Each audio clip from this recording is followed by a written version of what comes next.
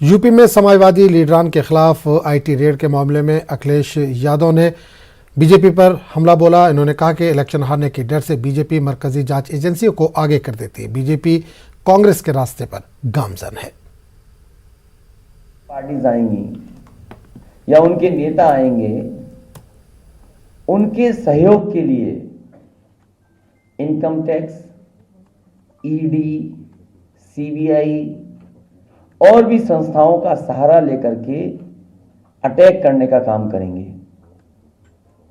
अभी तक तो ये संस्थाएं उनके लिए थीं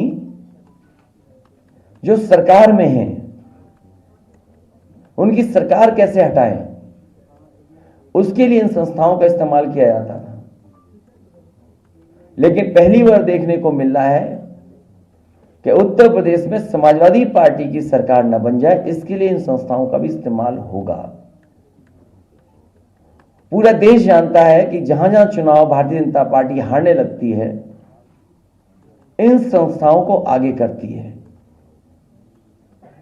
जहां तक ईडी, सीबीआई या अपने कागजों को दिखाने का काम, हमें बहुत पुराना अनुभव है और इसलिए अनुभव है कि भारतीय जनता पार्टी भी कांग्रेस के रास्ते पर जा रही है।